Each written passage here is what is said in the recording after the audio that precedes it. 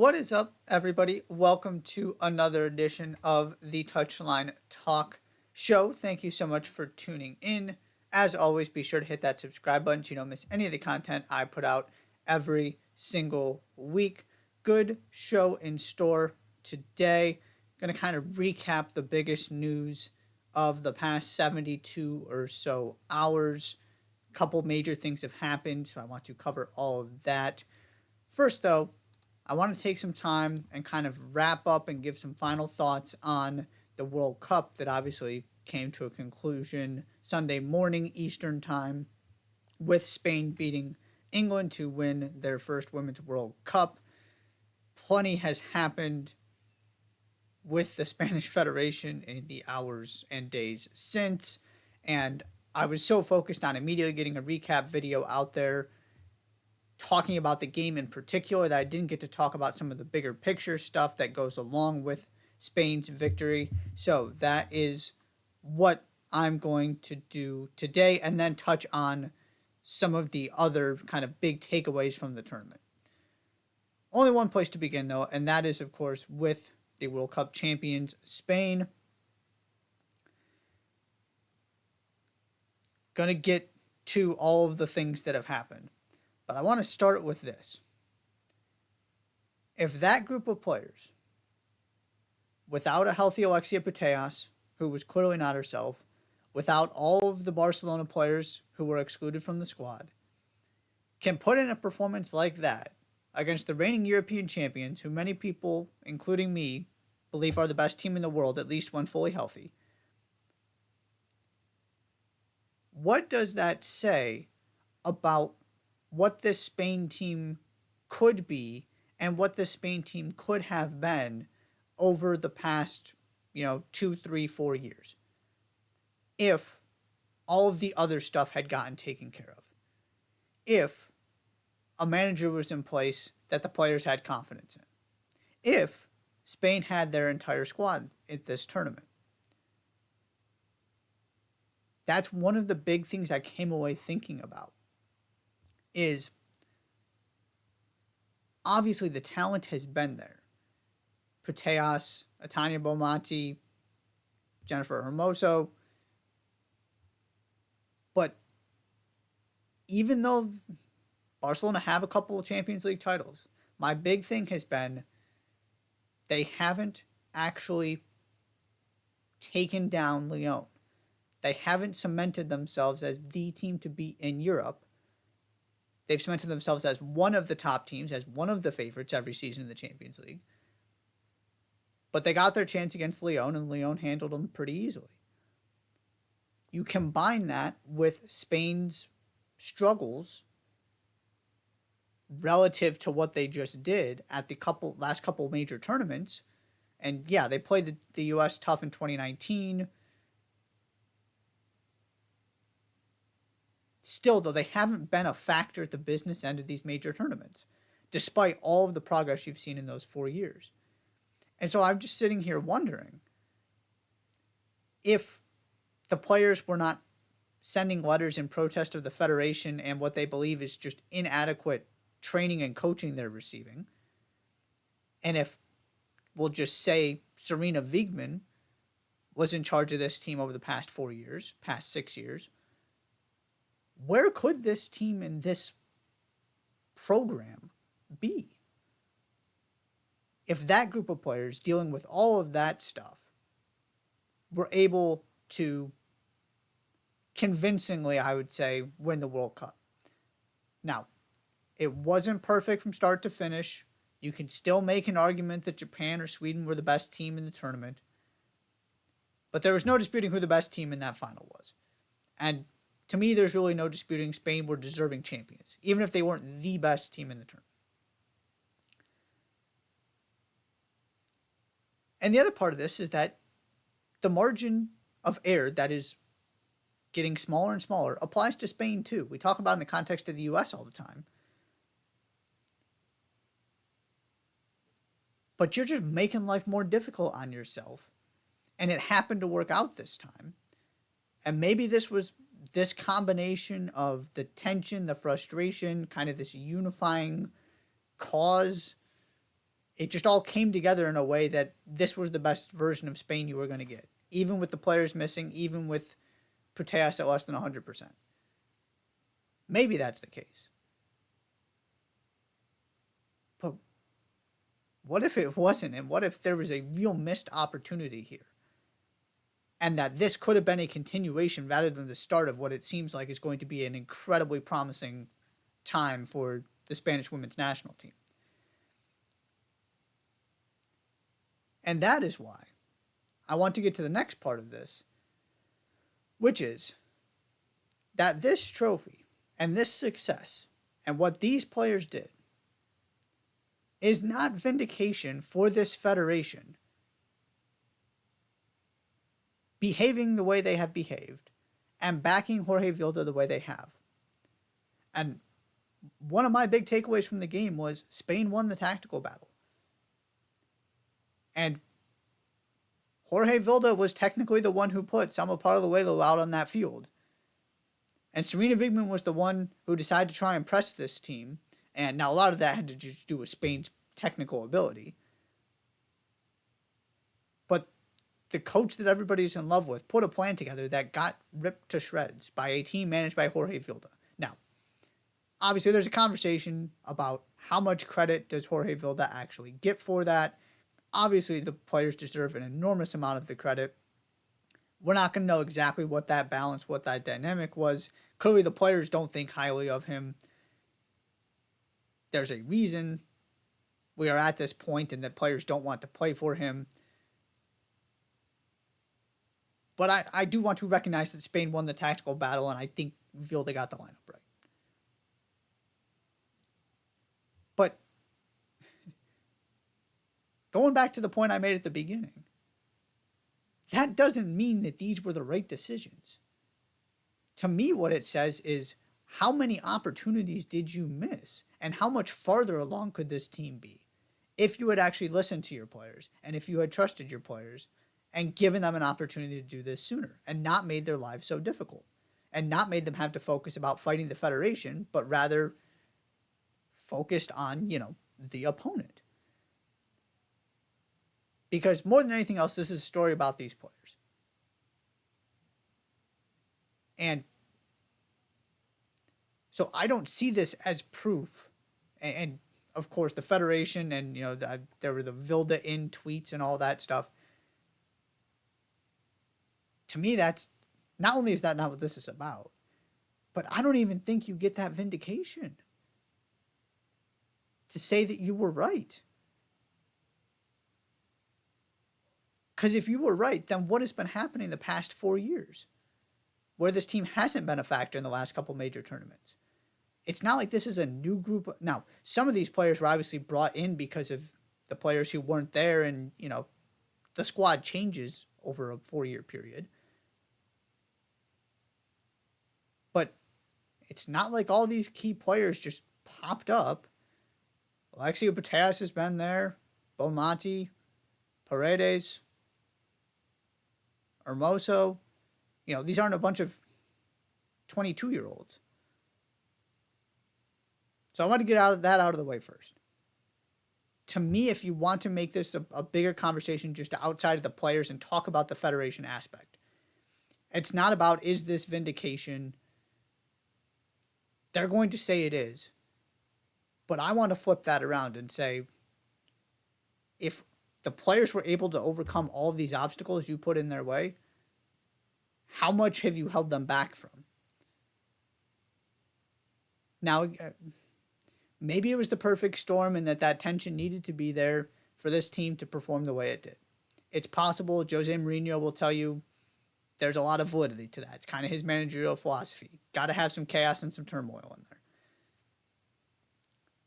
But there's a difference between the kind of tension that Jose Mourinho causes and create intentionally and what this team is dealing with. Then the next part of that is Luis Rubiales. And now apparently there's going to be I believe the term is General Assembly, special meeting that appears to be discussing his future after, of course, he kissed Jennifer Hermoso on the lips, then didn't really apologize for it, then apologized for it after I kind of feel like he had no choice.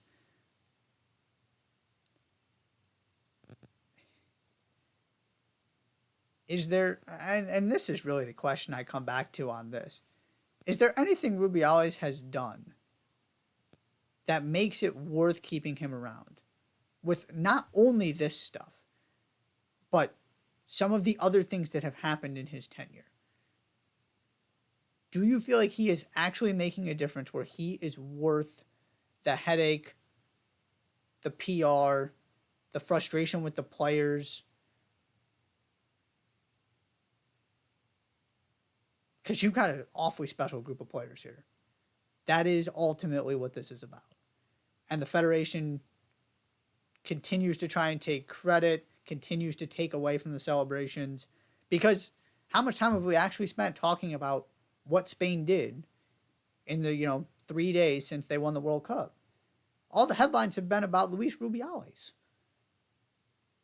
That's not how this is supposed to work.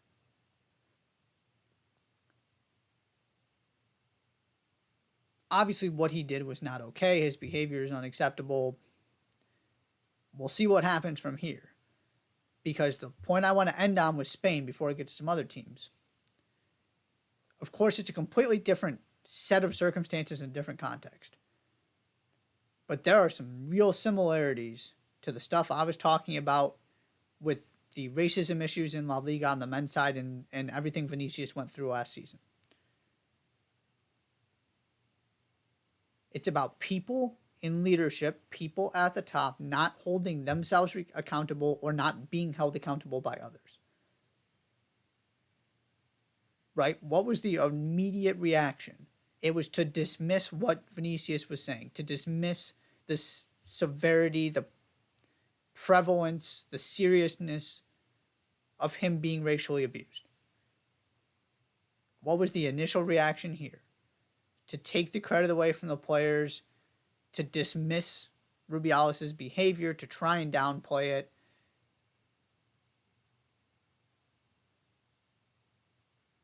Of course, again, different people, different situations. But that thread runs through both of these. And that was something I was thinking about as well. Change isn't going to happen until there's some accountability for people at the top. Because what you're seeing is a lot of people who are just excusing and accepting behavior. And in some way condoning it. That are the ones ultimately making the decisions. Players can only do so much. General public can only do so much. Politicians can only do so much. Media can only do so much. What everybody can do is demand accountability and see if you actually get some. Which is what's happening here, it seems like, which is great. And eventually, it's kind of the same thing that happened with Vinicius, right? Where enough people just made enough noise that finally people in leadership started feeling like they had to say something to at least appease the general public. Now, how much oomph there really was behind those words, we're still kind of waiting to find out on that. But ultimately, that's a lot of what this is. These issues are stemming, at least in part, from the leadership not only making mistakes, but then not immediately going to acknowledge them and try and fix them. It's doubling down, it's trying to downplay it, trying to excuse it, instead of actually addressing the issues that are getting brought up to them. We'll see how all this plays out. Expecting, this is not over yet with Rubiales, so we'll see kind of what happens from here. Second, I do want to touch on England just for a little bit, coming so close to doing something that actually the last team to do was the Spain's men's national team, ironically, to hold both the European Championship and the World Cup at the same time. Of course, there's that, back-to-back major tournament triumphs for Spain. I believe it was 2008, 2010, 2012 on the men's side. But it is the Spanish women's team that prevents England from doing the same thing. There's one player on this roster over the age of 31. It is Laura Coombs. who was, not a huge factor in this tournament, not a central part of this team. That's it. You've got Rachel Daly and Lucy Bronze at 31, I believe. But it always gets kind of interesting when you start, and you saw this with the U.S. team that I'm going to talk about next, with somebody like Julie Ertz seeming to announce her retirement from national team competition, from the national team immediately after this tournament. And the interesting part about this for this England group, and obviously Ertz's situation is a little bit different because she kind of came back in for this World Cup, but you take a Lucy Bronze, you take a Rachel Daly. England still have an opportunity to qualify for next summer's Olympics, where some of these same teams are going to be there. You're going to get an opportunity to, potentially play the U.S. again, or whoever it might be. Rematch with Australia. The European qualification process is not finished yet, and England are still alive. It's going through the whole Nations League thing. Not going to pretend like I totally am paying close attention and understand everything, but there's still an opportunity for England to qualify based on everything I understand. I'm pretty confident in that. Please let me know if I'm off, but that's my understanding, is that I believe it's Germany, Sweden, England, and it might be France. Don't quote me on that. But the point being, they're still alive in qualifying for next summer's Olympics. We're not talking about the next World Cup at this point. And obviously there's a Euros in between as well. It's not like this has to be the end for this group. You're going to maybe lose some players if you don't get to the Olympics next summer, before the next Euros comes around. But this is a team that has consistently delivered in major tournaments, going even, back a couple World Cups. Not only are they one of the best teams in the world, but they're also one of the most consistent. Even if it's not exactly what you want all the time, I've been pretty consistent in my belief that the balance that was so important to them winning the Euros wasn't quite there at this World Cup, in terms of, this is the story with both England national teams, right? All this attacking talent. How much do you just let them go? How pragmatic are you? Gareth Southgate, too much on the pragmatic end most of the time, I would argue. Serena Wiegman has done a better job finding that balance, but it wasn't quite there at times in this tournament. But my larger point here is just simply that this is not the end. It doesn't have to be. You can bring back this entire, with a healthy Leah Williamson, with a healthy Beth Mead, hopefully. Bring this squad back and give the Olympics a go next year. See if you can qualify.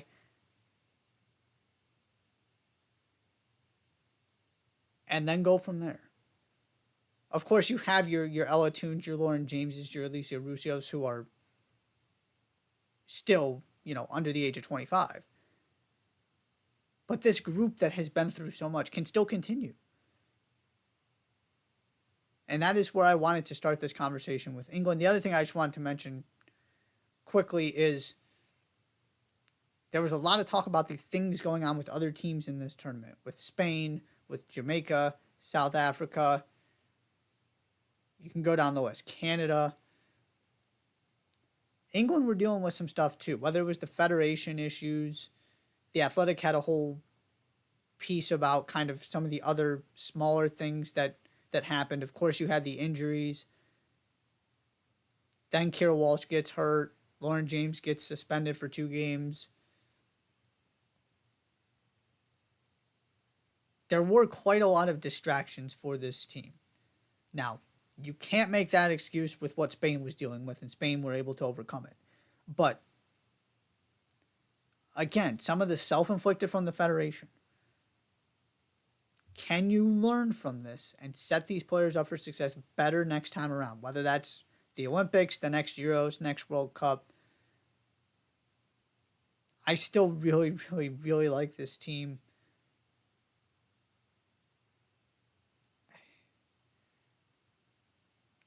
I just continue to believe in them and the balance that they have, their multidimensionality, their, if that's even a word, their ability to win games multiple ways. It just didn't happen for them in the final, and that happens to teams sometimes. Next, I do want to address some things with the U.S. women's national team quickly here.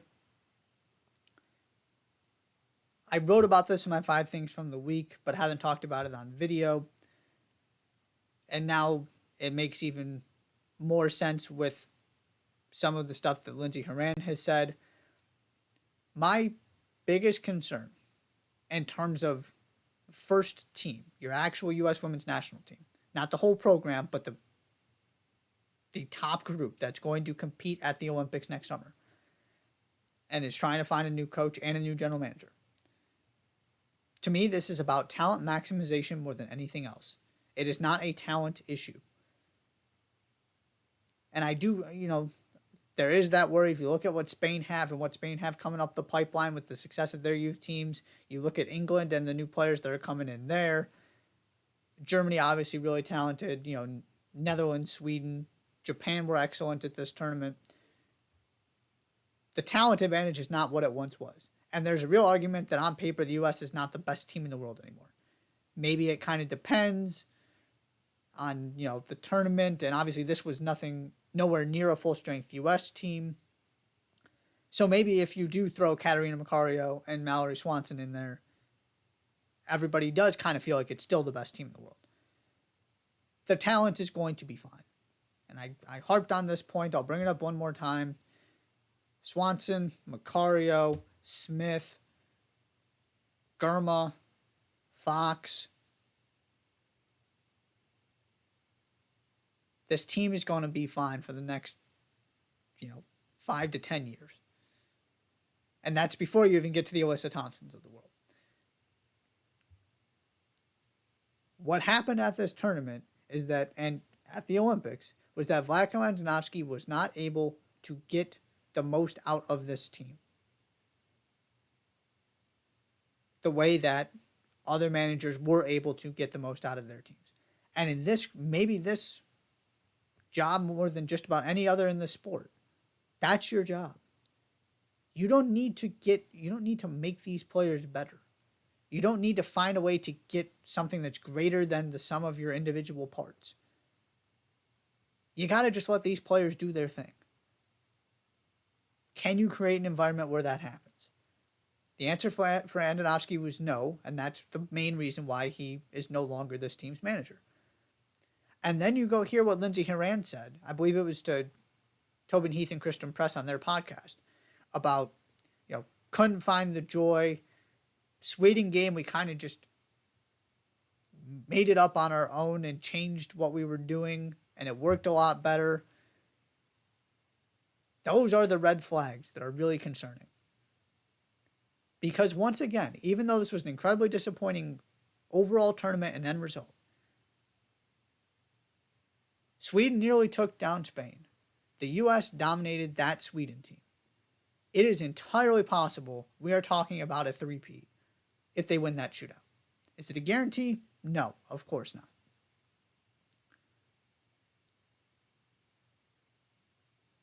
But it's not time to panic. But that's what I'm looking for in the next manager. You don't have to reinvent the wheel. You just got to find a way to make sure you're getting the most out of that your players are playing up to their capability. You don't have to find a way to get this collective strength that some other teams need because they don't have the talent. The talent is there. You just got to make it shine. And the other thing that I wanted to point out here is, and this is one of those things that you have a bad World Cup and you start looking at the youth programs and you see that the success hasn't been great at the youth levels, and you just kind of do a whole, detailed analysis of the entire program top to bottom. That is something that is going to be more important than ever moving forward. I'm not worried about the talent development in terms of being able to still create world-class players and be able to develop world-class players. That's going to happen. But you don't have the same kind of margin for error that you did when, in terms of the structure of the system. You got to get this right. That's what Matt Crocker's job is here. That's why he's in this job. It's what he did at Southampton. It's what he helped do with the English national team setups. Because these other countries now have those kind of players coming through their system too. And those countries have those players coming through a system that is now really starting to develop them from an academy standpoint. And that is where the U.S. is way behind Europe. You're starting to see it where, Alyssa Thompson gets to play in the NWSL every week. And Olivia Moultrie is getting to play with the Portland Thorns and has been in their system for a little while now.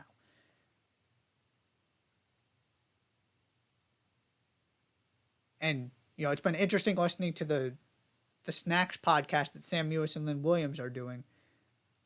Sam Mewis has said on multiple occasions, I just wonder how much better I could have been if I was in a professional setup instead of going to college. Having this conversation about kind of where the NWSL is going and all these young players. That's starting to catch up to Europe.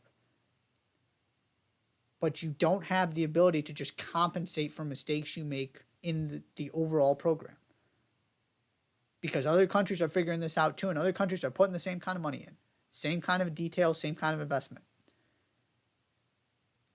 And so now you're not working with this built-in advantage, which means if you don't get that part right, you're falling behind the Spains and Englands of the world.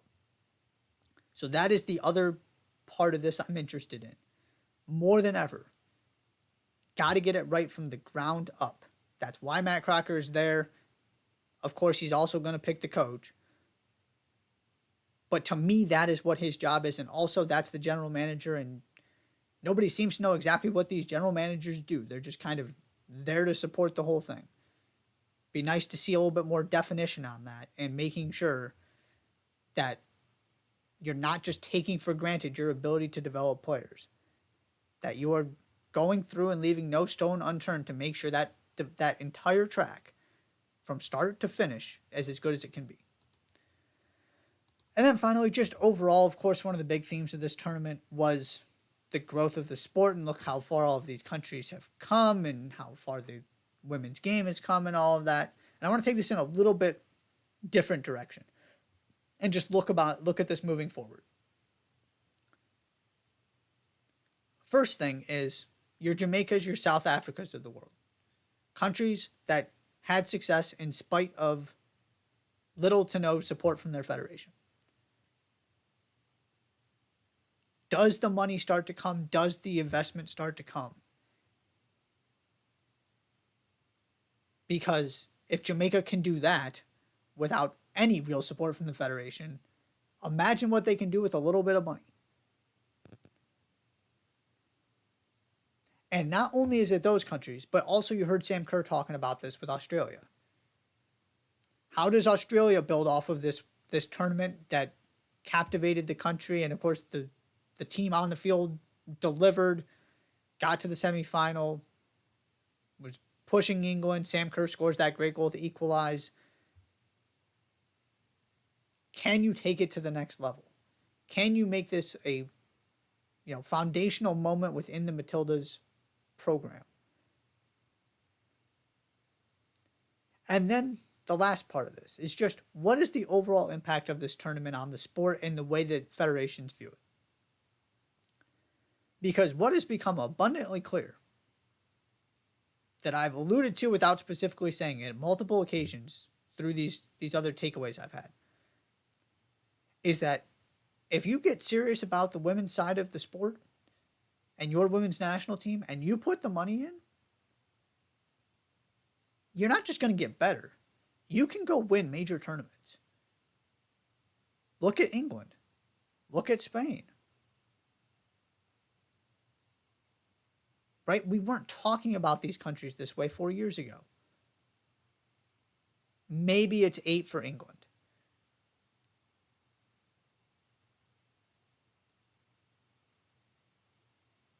But what happened?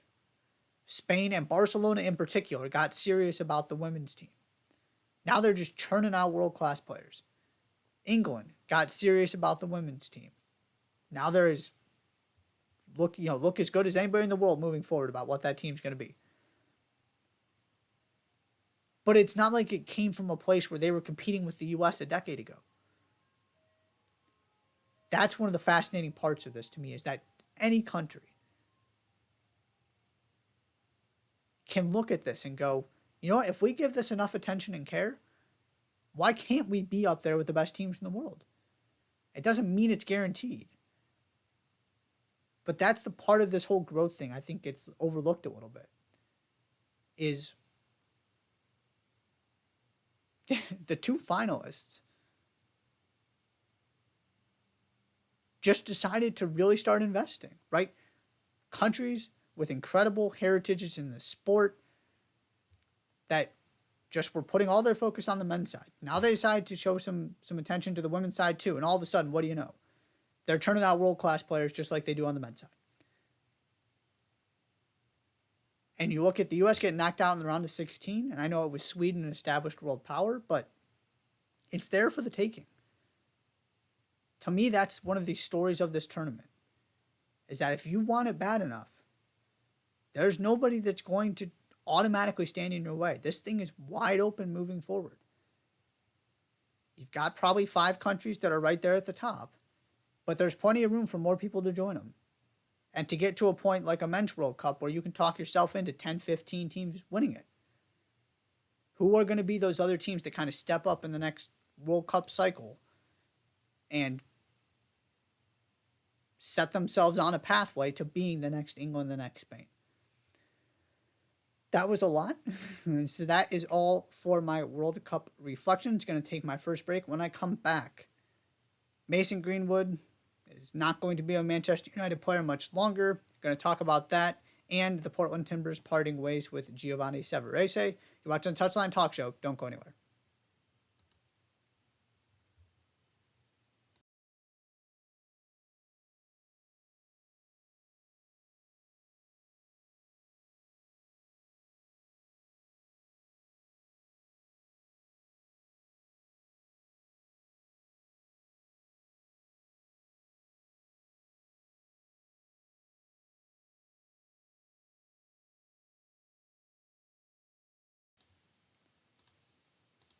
And welcome back to the Touchline Talk Show. Thank you so much for tuning in. As always, be sure to hit that subscribe button so you don't miss any of the content I put out every single week.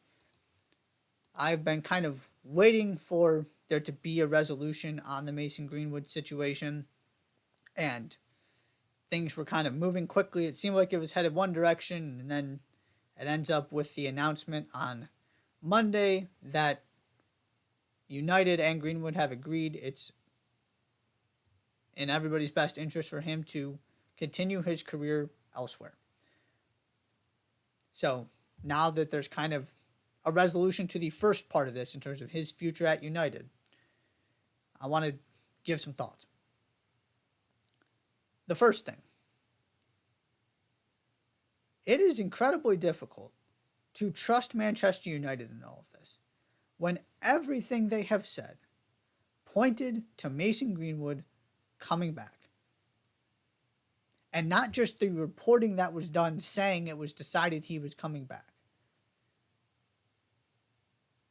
but also just the way the initial statement was phrased, talking about things like partial evidence and an obligation to Mason as, you know, I don't remember what the phrase was, something like a player, who's been with the club since the age of 7, who is also, you know, becoming a father with his partner and all that stuff.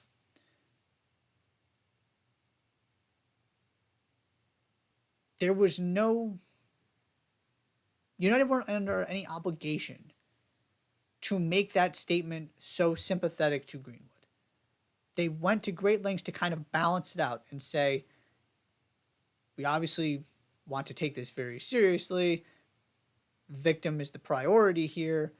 Also, we have an obligation to Mason, and just really kind of saying a lot without saying anything because of what they chose to include and exclude from that statement.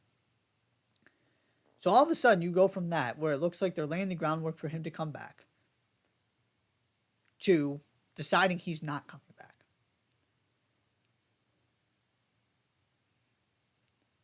And so my question is this.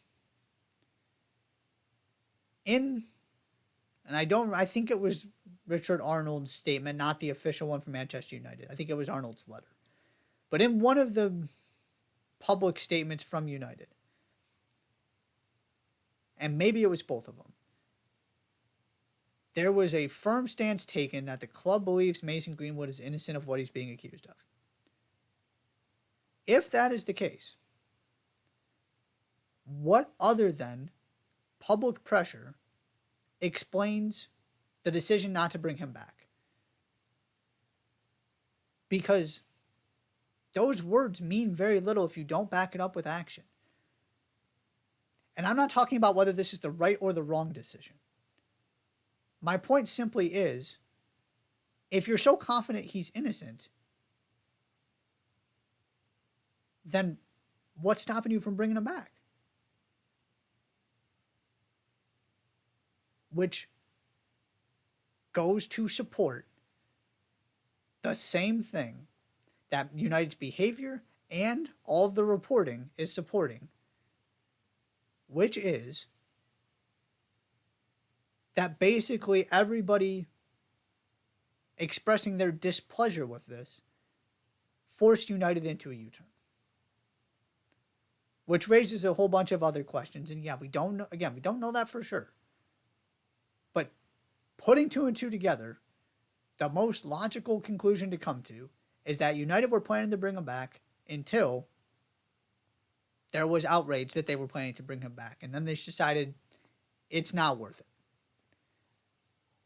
Which brings into question some commentaries on United's leadership if the public is kind of dictating important culture-defining decisions like this one. Not going to spend too much time on that part of it there, just wanted to bring that up. Then you have the other part of this I want to get into, which is Mason Greenwood's statement. Mason Greenwood, in his statement, came incredibly close to identifying a victim who has lifelong anonymity. To the point where media outlets were not comfortable using that part of his statement for fear of identifying a victim who has lifelong anonymity. You would really hope whoever is helping Mason Greenwood craft that statement would have thought about that.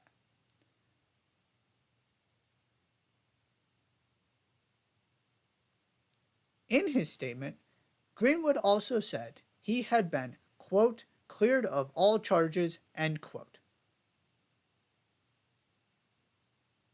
That is at the least misleading and at the most flat out wrong. And in these kind of sexual violence situations, domestic violence situations,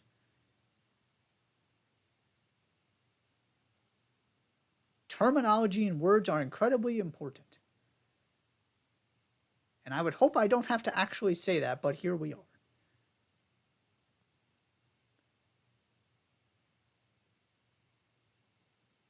And what I mean by that is that most of the reasons, at least the main ones, why a witness would not go forward with something, stop cooperating, whatever it might be, are not proof that the accusations are false or that the person who is being accused is innocent. There are a bunch of different reasons why somebody might not choose to go forward with the legal process. Which is also why you can't just look to law enforcement to kind of deal with the morality of situations like this and come to some pretty clean, neat conclusion. Because those videos and those pictures are still out there. And United are saying that they've got an explanation for it and that won't publicly actually explain or lay out what that explanation is. And for Greenwood to go out there and say he was cleared of all charges, when he most certainly was not. Those charges were dropped. He was not found not guilty. Those are two very different things.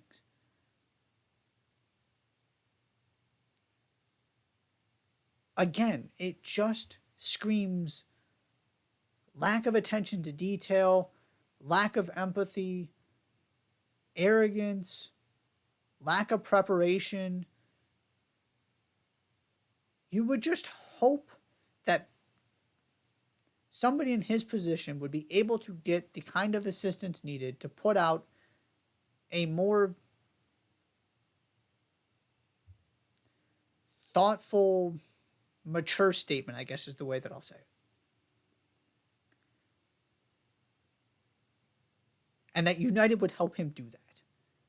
Because clearly they're not throwing him under the bus. And the last thing I'll get to here is I just want to make this point within this conversation. Supporting somebody and employing somebody are not the same thing.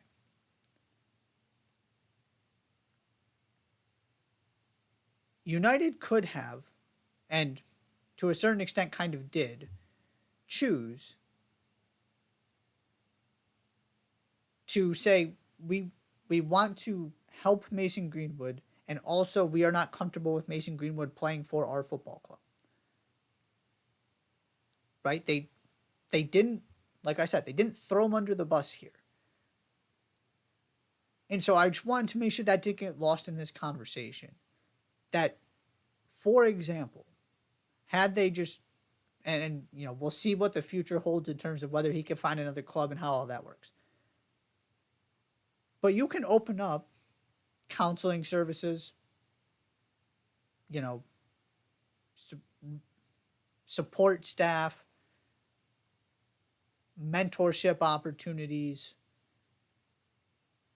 use your community partners, you know, have him work with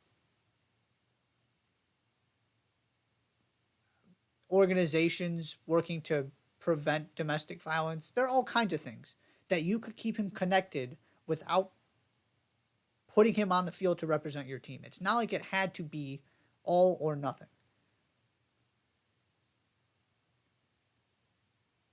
Because I do hope that Mason Greenwood gets help that he certainly seems to need, even if what he was accused of is not actually what happened. There have just been enough missteps that, and now, you know, becoming a father, hopefully somebody can be there. And I would hope that United are a big part of that, even if he's not playing for them, which is where this seems to be going. Doesn't mean you can't step in and help. It also, right, you don't have to completely abandon somebody to just say, we're not comfortable with you having you represent our club and what we stand for because of what happened. I just wanted to throw that out there. I know it. You know, I was more thinking about that part of it when it looked like he was coming back, and obviously that's not what's going to happen. So, not as pertinent. But I wanted to just throw it out there in these conversations because, you know, the stuff is really difficult. It's messy, which is where you just want as much care to be taken as possible. And it just doesn't seem like we got that from Mason Greenwood or from Manchester United in this situation. Final thing before I jump into the weekend look ahead. Giovanni Savarese gone from the Portland Timbers. Leaves behind a strange legacy, which is really what I want to discuss quickly here. In Savarese's time in Portland, the Timbers finished 5th, 6th, 3rd, 4th, and 8th in the Western Conference. They're currently 12th. They also have 2 MLS Cup appearances and an MLS's back trophy. You know, a tournament that they won. This is a perfect illustration of the battle I continue to fight about where do you put your value? How much can you stake on one knockout tournament, 3, 4, 5 games, whether that's MLS playoffs, Champions League, NCAA tournament for basketball. Because the Timbers were fine under Savarese, but their regular seasons were nothing to write home about. They were a above average Western Conference team. They weren't competing for supporters' shields. But they found a way to get into the playoffs, and then when the Sounders didn't make it out of the West, the Timbers did. And so you look at that, and it becomes much harder to relieve Savarese of his duties because he's gotten to 2 MLS Cups, and he won MLS back. And in a league that prioritizes that so much, he was an excellent knockout tournament manager. And it's always this conversation with coaches about most of them you can make a case for or against at just about any time. There are very few that are so clear one way or the other that you could spin this and say, look, they're not the highest spending team in the league. They don't have a bunch of global superstars. And yet they're finding ways to compete for trophies. You can spin it the other way and say, they haven't actually been that good. And in the last couple of seasons, it's tailed off pretty dramatically. Again, 8th in the West last season, and now you're 12th. The other part of this that I'm confused about is why make this move after you lost in the round of 32 in Leagues Cup? You had plenty of time to think about this and make that decision. And I understand that the final straw was the Houston Dynamo game. But did you really need one more loss to decide? Because what that tells me is that they didn't want to part ways with Savarese and kind of feel like they had no choice, which is a valid conclusion to come to with the way this season is going. And specifically with the way the last 2 seasons have gone. I'm somebody who doesn't typically believe the coach is the problem, especially one who comes with the respect and the success that Savarese has had. To me, that's the easy way out of larger problems and kind of takes accountability off of the bigger picture. But you're the Portland Timbers. You can't miss the playoffs 2 years in a row. And it doesn't look like Savarese was going to get you there this season. So it's unfortunate.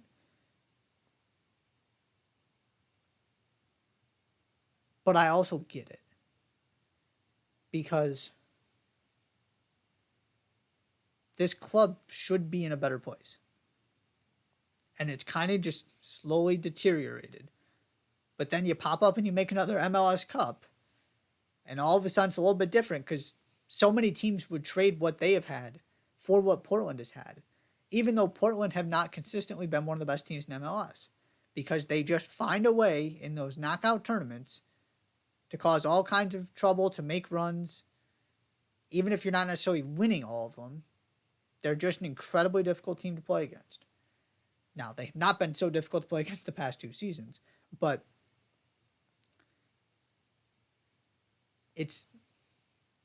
that's what I think about when I think about Savarese's legacy.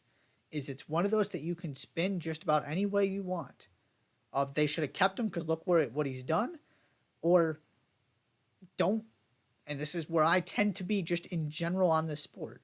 Don't put too much stock in a couple runs in a knockout tournament where weird things happen all the time. Are they consistently showing up every single game? The answer generally has been no. However, this league is not designed to reward regular season performance. And so if there's anywhere where you want somebody who knows how to navigate all of this and to set a team up for success in MLS playoffs and go make a run of the MLS Cup, do you really care if they're not the greatest regular season manager? It's not like he's dramatically underachieved. generally they've been one of the 3 to 6 best teams in the West, which seems about right. Which is why I ultimately think he will and should get another shot in MLS. I think he's a pretty good manager.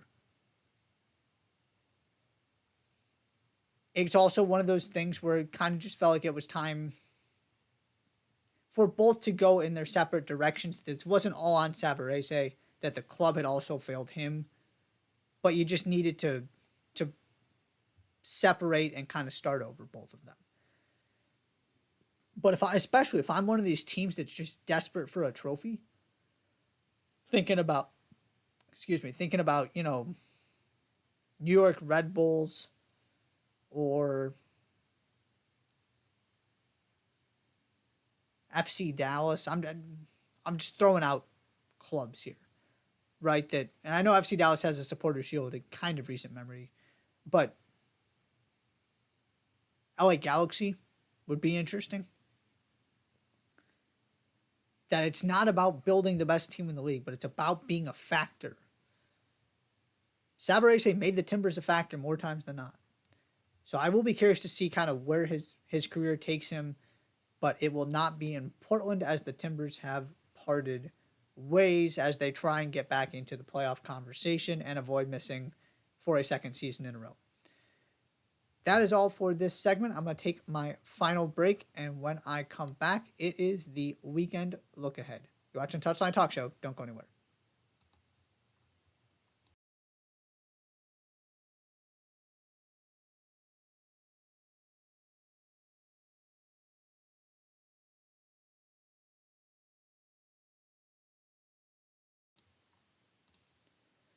And welcome back one final time to the Touchline Talk Show. It is time for the weekend look ahead. So many leagues in action right now, which means a really good slate of games this weekend. Starting in England, the 4 that I'm curious about here: Luton Town at Chelsea on Friday. Luton Town didn't go great the first time out, didn't get to play the second weekend of the season because, well, Kenilworth Road wasn't ready to go. Now you go to Stamford Bridge. Chelsea hasn't been a great start. This has got to be 3 points. Otherwise, you're just asking yourself more questions about the, billion euros or dollars or whatever number it is at this point that they've spent. Saturday, most interesting game of the weekend for me, probably. Wolves at Everton. Everton desperately need a win. Wolves looked really good against Manchester United, but also just don't have those points on the board yet. When you are trying to avoid relegation battles, moral victories only go so far.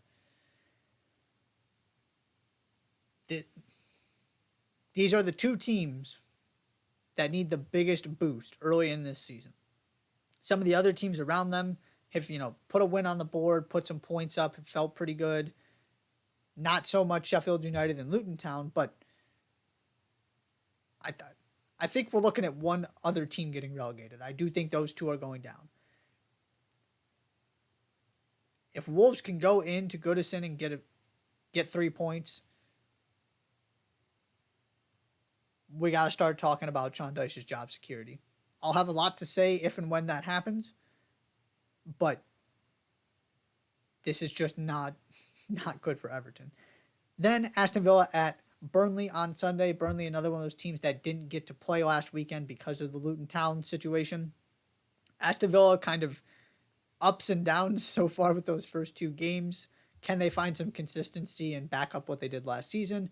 And then your highest profile game of the weekend, Liverpool at Newcastle. Newcastle, good performance against Manchester City, just couldn't get the goal. Liverpool come from behind to beat Bournemouth. Alexis McAllister red card. It got rescinded upon appeal. So there's some interesting storylines there. Spain, Real Madrid at Celta Vigo on Friday. Barcelona at Villarreal. That's your game of the weekend on Sunday. And Real Betis at Athletic Club on Sunday as well. Italy, Torino at AC Milan on Saturday. Christian Pulisic, phenomenal in his Milan debut. What does he do for an encore? Bologna at Juventus on Sunday. and Sassuolo at Napoli on Sunday.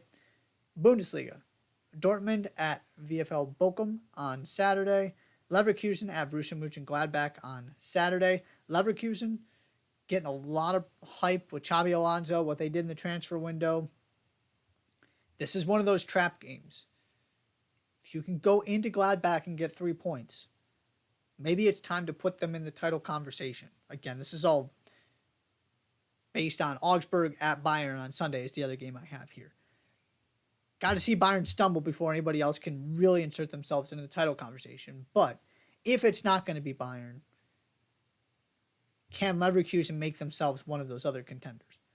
France, Brest at Marseille on Saturday. Lens at PSG on Saturday. Two teams that could really use a boost after poor starts to the season. I mean, if PSG drop more points, this is going to get fascinating because you simply can't not win the league. And you've got the Mbappe stuff going on. So that's one to keep an eye on. And then Lyon at Nice on Sunday as well. That is Europe. Heading to the US, MLS, Toronto at Columbus on Saturday. Really looking forward to this one. Columbus just smacked Cincinnati. What do they do for an encore? Miami at New York Red Bulls on Saturday. Messi, MLS regular season debut.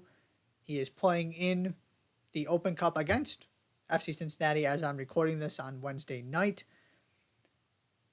But MLS regular season debut against the New York Red Bulls. And then Austin at Dallas on Saturday. Two teams trying to make sure they get into the playoffs, build some momentum, make a push up the standings, and as the regular season is starting to wind down here. So that is a big game for both of those teams.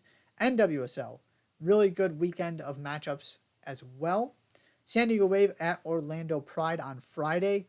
Huge game in that playoff race for those final spots, specifically the final one. Portland at Washington on Sunday. NWSL Shield implications, two of the best teams in the league. And OL Reign at Angel City on Sunday. Reign, again, trying to win the Shield. Angel City trying to put a run together here to get into the playoffs. Really good action across Europe and the United States this weekend. Enjoy all of it.